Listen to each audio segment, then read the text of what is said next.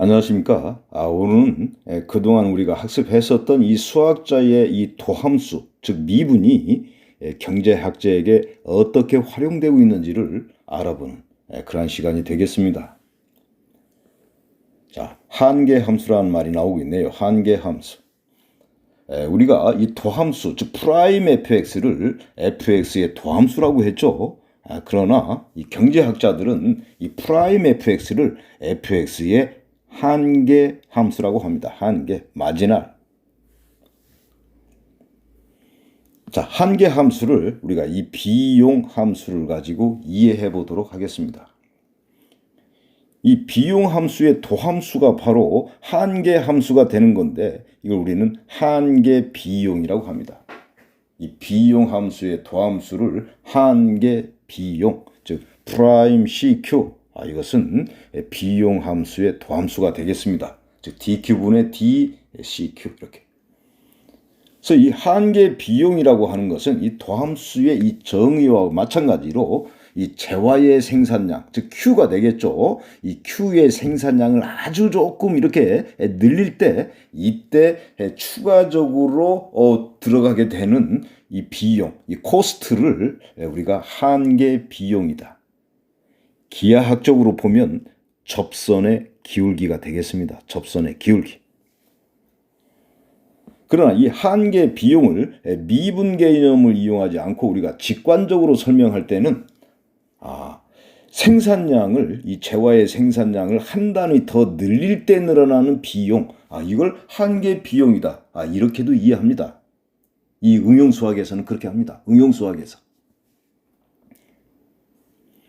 그래서 재화를 한 단위 더 늘릴 때에 늘어나는 비용, 즉 코스트, 이 코스트 Q 플러스 1에서 코스트 Q를 뺀 값, 이것이 재화를 1단위 늘릴 때 늘어나는 비용이 되겠죠. 이 값을 우리는 한계 비용이다. 즉 프라임 CQ로 이렇게 나타내서 사용하기도 한다. 응용수학에서 그렇게 한다. 이런 얘기다. 응용수학에서. 평균 비용, average cost. 평균 비용을 우리는 average cost AC로 이렇게 나타냅니다. 평균 비용은 총 비용, 즉 토탈 코스트를 이렇게 생산량 Q로 나눈 것이 될 텐데 이것은 두 점을 지나는 직선의 기울기로 이해한다. 즉 평균 변화율로 이해하는 겁니다. 이 평균이라는 말이 있을 때는 항상 평균 변화율, 즉 두 점을 지나는 직선으로 그래프 해석을 할 수 있으면 되겠습니다. 또 평균 비용이란 말은 재화 한 단위당 들어가는 생산 비용이다. 여러분들 학급에서 학급의 수학 반평균이 50점이다. 그 말은 반평균이 50이라는 말은 그 반 학생 한 명의 수학 성적이 50점이라는 말이죠. 그 한 명의 수학 성적이 50점이라는 말이에요. 반평균의 의미를 그렇게 해석할 수 있어야 되겠습니다. 자, 우리가 전에 이 생산 함수에서 이 생산과 관련된 함수들을 우리가 쭉 배운 적이 있죠. 그때 생산 함수가 있었죠. 보통 노동 L에 대한 노동량, 보통 임금이라고 그랬죠. 이렇게 임금 L에 대한 함수가 생산 함수였었고요. 유틸리티 Q, 효용 함수 기억나시죠?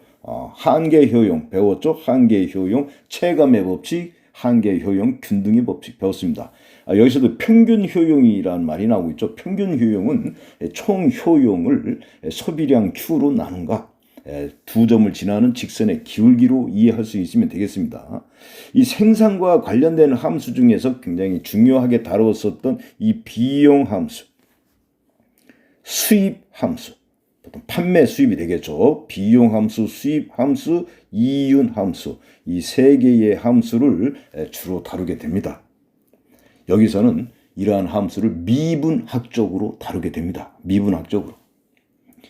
자, 총 비용 함수를 이렇게 미분한 이 총 비용 함수의 도함수를 한계 비용. 그렇죠? 한계 비용.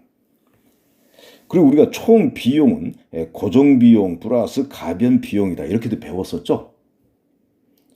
특히 여기에서는 이 한계 함수와 평균 함수를 우리가 다루고 있기 때문에 이 총 비용, 토탈 코스트, 이 토탈 코스트는 평균 비용 곱하기 Q, 이때 Q는 판매량이 되겠습니다. 총 비용 함수는 평균 비용 곱하기 판매량 또는 생산량이 바로 총 비용이 되겠습니다. 여러분들 수학 반평균이 50점이었을 때 그 반의 수학 총점은 어떻게 구할 수 있을까요? 평균이 50이라면 50점 곱하기 그 반 학생 수 이렇게 되겠죠. 평균 곱하기 그 반의 학생 수. 그럼 이것이 그 반의 수학 총점이 되겠죠. 토탈 코스트. 자, 이 공식 이해하실 수 있겠죠? 수입 함수. 이때 수입은 이 보통 판매 수입을 말하는 것이 되겠습니다. 판매 수입. 판매 수입 함수를 미분한 것이 이제 한계 수입이 되겠고, 여기에서도 여러분들이 이 총 수입, 이 토탈 리베뉴, 총 수입을 가격 P 곱하기 이때 Q는 판매량이 되겠죠. 뭐 생산한 것을 다 판매한다 그랬을 때는 뭐 이 Q가 생산량, 또는 뭐 판매량 이렇게 해석하실 수 있으면 되겠습니다. 얼만큼의 가격으로 얼마만큼 팔았느냐 P 곱하기 Q, 이것이 수입 함수가 되고 있습니다. 이윤 함수. 이윤 함수, 한계 이윤이라고 하는 것은 역시 이윤 함수를 미분한 것이 되고 있고요. 여기서는 요 밑에 이윤, 이윤은 우리가 어떻게 계산되고 있습니까? TR, 즉 총 수입이 되고 있죠. TR, 이 총 수입에서 TC는 뭐였었죠? 총 비용, 그렇죠? 총 판매한 금액 TR에서 그때 들어간 총 비용을 뺀 것이 바로 총 이윤이 되고 있죠. 자, 이러한 경제 함수를 기억하시면서 한번 문제를 풀어보도록 하겠습니다.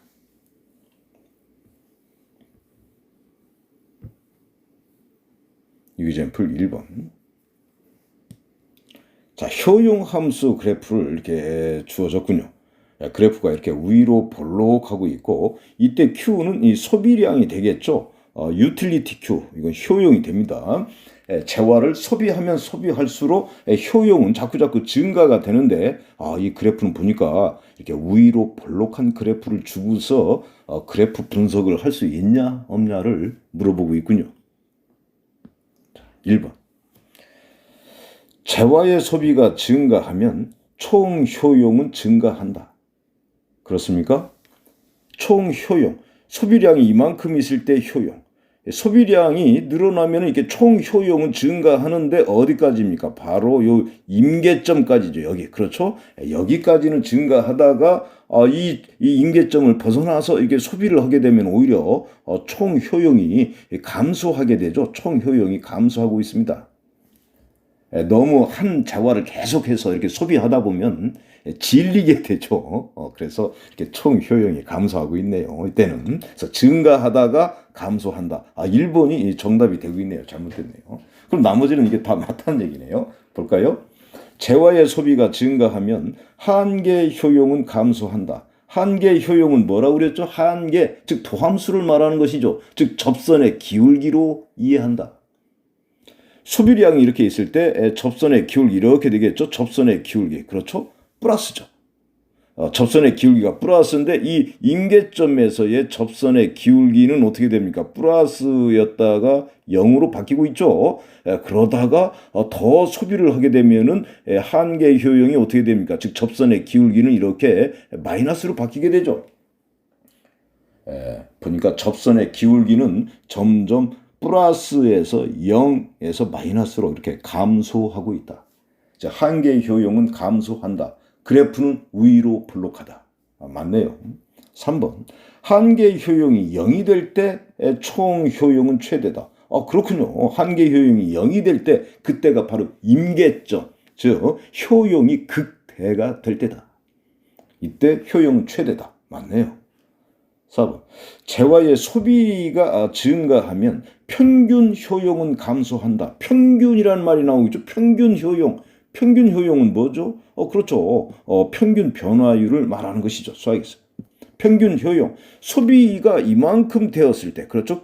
Q가 이만큼이라면은 이때까지의 평균 효용은 어떻게 되겠습니까? 평균 효용은 이 원점과 이 점을 이은 이 직선의 기울기.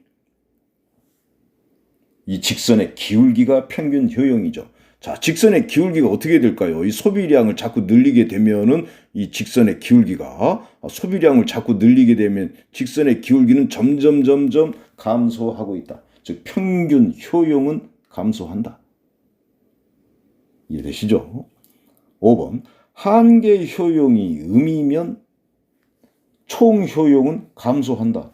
당연하겠죠. 총 효용은 우리가 한계 효용의 합이라고 그랬었는데 총 효용이 최대가 될 때는 여기 바로 인계점이었을 때죠. 여기서 총 효용이 최대인데 이 점을 지나게 되면은 한계 효용은 즉 접선의 기울기는 이렇게 마이너스로 바뀌는 거 아닙니까? 이 한계 효용을 플러스 즉 더하기 시킨 것이 총 효용이기 때문에 총 효용은 자꾸 이렇게 감소하고 있다. 그래서 한계 효용이 음이 되면 초 효용은 계속해서 감소한다. 맞네요. 유젠플 2번. 수요량 Q에 대한 수요 함수가 이렇게 주어져 있네요. 수요 함수. 자, 수요와 공급 기억나시나요?